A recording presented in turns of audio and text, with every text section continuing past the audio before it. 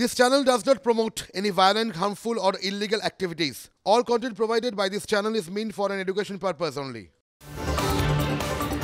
এদিকে 100 দিনের কাজের টাকা নিয়ে দুর্নীতি আরটিআই করতেই সামনে এলো বেনিয়ম। মন্দিরবাজার থানাকে এফআইআর এর নির্দেশ আদালতের। একজনের নাম জব কার্ড, টাকা তুলছেন অন্যজন। মৃত ব্যক্তির নামেও টাকা তোলার অভিযোগ উঠছে। 100 দিনের কাজের বকেয়া মেটানোর দাবিতে লাগাতার সরব তৃণমূল নেতৃত্ব। বসে নেই রাজ্যের বিরোধী দল বিজেপিও। 100 দিনের কাজে দুর্নীতির অভিযোগে সরব রাজ্য থেকে কেন্দ্রীয় নেতারা। এই সংঘাতের আবহে ফের 100 দিনের কাজে দুর্নীতির অভিযোগ উঠল। মন্দিরবাজার ব্লকের কৃষ্ণপুর গ্রাম পঞ্চায়েতের বিজেপি নেতা রণজিৎ হালদার আরটিআই করেন। সামনে আসে দুর্নীতির নয়া কারনামা। কিভাবে দুর্নীতি হয়েছে? যেমন ধরুন, একজনের নামে জব কার্ড ইস্যু হয়েছে, অথচ সেই কার্ডে টাকা তুলেছেন অন্যজন। শুধু তাই নয়, মৃত ব্যক্তির নামেও মাস্টার রোল তৈরি করে টাকা তুলে নেওয়ার অভিযোগ ওঠে। মাধবপুরের বাসিন্দা মন্টু ঘোষের দাবি, তার নামে জব কার্ড ইস্যু হয়েছে। সেই জব কার্ডে কয়েক দফায় টাকা তুলেছেন পঞ্চায়েতের অস্থায়ী কর্মী অন্য মন্টু ঘোষ। তিনি আবার তৃণমূল করেন। এইসব তথ্য সামনে আসার পর আদালতে দ্বারস্থ হন মাধবপুরের মন্টু। আদালত মন্দিরবাজার থানাকে এফআইআর করার নির্দেশ দিয়েছে। একাধিক জামিন অযোগ্য ধারায় মামলা করে তদন্ত শুরু করেছে মন্দিরবাজার থানার পুলিশ। শুভেন্দু হালদারের রিপোর্ট, TV9 বাংলা।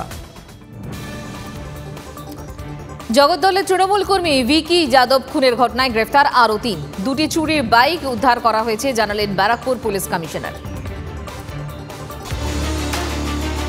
গত 21শে নভেম্বর জগদ্দলে নিজের বাড়ির সামনে দুষ্কৃতীদের গুলিতে খুন হন তৃণমূল কংগ্রেস কর্মী ভিকি যাদব। সেই ঘটনায় আগেই দুষ্কৃতীদের আশ্রয় দেওয়ার অভিযোগে 2 জন যুবককে গ্রেফতার করে ব্যারাকপুর পুলিশ কমিশনারেটের গোয়েন্দা বিভাগের আধিকারিকরা এবং ভাটপাড়া থানার পুলিশ। খুনের ঘটনায় গ্রেফতার আরও 3 জন। বেলঘড়িয়া এক্সপ্রেসওয়ের প্রমোদনগর থেকে পঙ্কজ সিং ওরফে ইমরান আহমেদ, ইফতিকার আলম ওরফে সোনু ও মোহাম্মদ জিশানকে গ্রেফতার করা হয়েছে। উদ্ধার হয়েছে 2টি motor bike. Pankaj and Iftikhar के আমরা বেলগুড়িয়া এক্সপ্রেসওয়ে থেকে অ্যারেস্ট করেছি, প্রমোদনগর বেলগুড়িয়া এক্সপ্রেসওয়ে থেকে।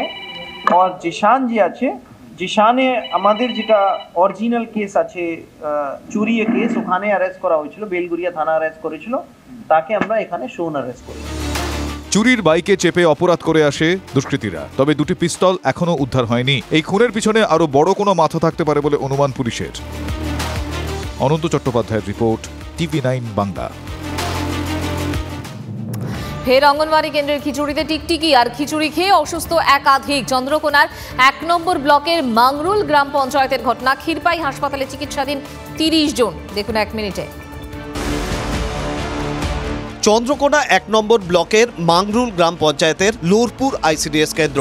বাকি দিনের মতোই এদিনও খিচুড়ি রান্না হয়েছিল। টিফিন বক্স করে তা বাড়িতে নিয়ে যায় পড়ুয়ারা। খাবার সময় এক অভিভাবক দেখতে পান খিচুড়িতে সিদ্ধ হয়ে যাওয়া অতিকায় টিকটিকি। মুহূর্তেই আতঙ্ক।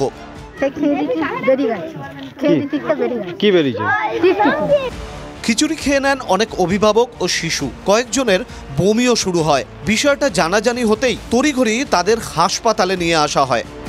আমরা খিচুড়ি খেয়েছিলাম, দিয়ে আমি অসুস্থ হয়ে পড়েছিল। হাসপাতালে পৌঁছন বিডিও, ফাঁড়ির আইসি সহ প্রশাসনিক আধিকারিকেরা। চেক আপ করে যথাযথ চিকিৎসা দেওয়া হচ্ছে। কিছু পেশেন্টকে আমরা ভর্তি রেখেছি। হ্যাঁ, আমি দেখে গেলাম সবাইকে, সবাই সুস্থই আছে, এখনো অবজারভেশনে রয়েছে। যদিও অঙ্গনওয়াড়ি কেন্দ্রের কর্মীর দাবি, বাড়ি গিয়েও খাবারে টিকটিকি পড়ে থাকতে পারে। এ নিয়ে তুমুল শোরগোল গ্রামে। অসীম বেরার রিপোর্ট, TV9 বাংলা। দিন কয়েক আগে নেতাজি ইন্ডোর থেকে পুরনো কর্মীদের ফের দলে আহ্বান জানান খোদ মুখ্যমন্ত্রী। সুপ্রিমোর ইঙ্গিত মিলতেই লোকসভা ভোটের আগে ঘর গোছাতে এবার পুরনো কর্মীদের দলে ফেরাতে মরিয়া চেষ্টা শুরু তৃণমূলের। আরও একবার 1 মিনিটে। লোকসভা ও বিধানসভা নির্বাচনে বাঁকুড়া জেলায় খারাপ ফল হয় রাজ্যের শাসক দল তৃণমূলের। লোকসভা নির্বাচনে বাঁকুড়া ও বিষ্ণুপুর 2টি আসনই হাতছাড়া হয়। বিধানসভাতেও জেলার 12টির মধ্যে 8টি আসন হাতছাড়া হয় তৃণমূলের। 2 নির্বাচনের ফল কাটাছেড়া করে তৃণমূল বুঝতে পারে দলের একাংশের নিষ্ক্রিয়তা ও দলের গোষ্ঠীদ্বন্দ্বের জেরেই বাঁকুড়া জুড়ে পরপর ভোটে মুখ থুবড়ে পড়ছে শাসক দল। পঞ্চায়েত নির্বাচনে নিষ্ক্রিয় সেই অংশের একাংশকে ময়দানে নামিয়ে ডিভিডেন্ড তোলে তৃণমূল। এবার সেই একই ফর্মুলায় সামনের লোকসভা নির্বাচনে বাজিমাত করতে মরিয়া তৃণমূল। বসবে কেন? কাজ তো করতে হবে। তার জন্য তো আজকে সভা করলাম, তাদেরকে সতর্ক করলাম, তোমরা মমতা বন্দ্যোপাধ্যায়কে মুখ্যমন্ত্রী করেছো, তাকে রক্ষা করার দায়িত্ব আমাদের। তালডাংরার সভা থেকে পুরনো কর্মীদের দলে ফেরার বার্তা জেলা সভাপতির। বিজেপির কটাক্ষ, তৃণমূল গোষ্ঠীদ্বন্দ্বের জর্জরিত। তা সামাল দিতেই এমন কথা। দলনেত্রীর প্রেসক্রিপশনে কাজ হবে কি? অভিমান ঘুচবে পুরনোদের? হীরক মুখার্জির রিপোর্ট, TV9 বাংলা। দলের সাংগঠনিক বৈঠক চলাকালীন বচসা, মারামারি, কুলপি, চণ্ডীপুরে তৃণমূলের গোষ্ঠী সংঘর্ষ, আরও একবার প্রকাশ্যে অস্বস্তিতে জেলা নেতৃত্ব। দক্ষিণ 24 পরগনার কুলপি বিধানসভার চণ্ডীপুরে তৃণমূলের সাংগঠনিক বৈঠক চলছিল। বৈঠকে দলের অঞ্চল সভাপতি সমরেন্দ্র হালদার যুব সভাপতি গোলাম হোসেন কোয়ালের সঙ্গে বচসায় জড়িয়ে পড়ে। বচসার জেরে পরিস্থিতি উত্তপ্ত হয়ে ওঠে। হাতাহাতিতে জড়িয়ে পড়ে দুপক্ষ, পরে ভাঙচুর চলে। ঘটনায় জখম হয়েছেন তৃণমূল অঞ্চল সভাপতি সমরেন্দ্র হালদার ও পঞ্চায়েতের উপপ্রধান সাবির মোল্লা।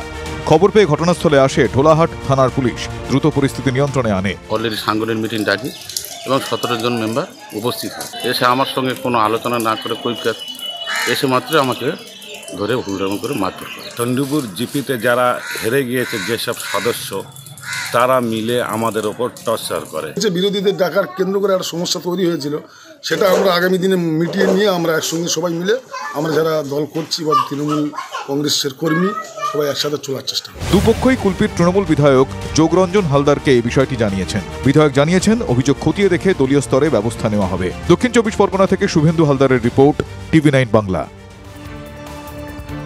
বিয়ের অনুষ্ঠানে রক্তদান শিবিরের আয়োজন বনগাঁর কালুপুরে।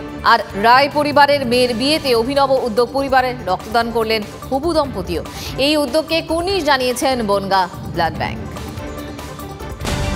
বনগাঁর কালুপুরে মেয়ের বিয়েতে অভিনব উদ্যোগ পরিবারের। রায় পরিবারের জ্যেষ্ঠ কন্যা সঞ্চয়িতার বিয়ে। এই অনুষ্ঠানে রক্তদান শিবিরের আয়োজন করল রায় পরিবার। বিয়ে বাড়িতে অনেক লোকজন আসে, তারাও দিতে পারবে।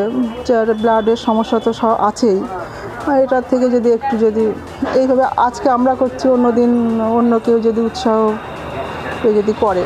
মেহেন্দিতে রাঙানো হাত রক্তদানের জন্য বাড়িয়ে দিল সঞ্চয়িতা রায়। পাশাপাশি দুটি বেডে বড় কোণে একই সঙ্গে রক্তদান করলেন।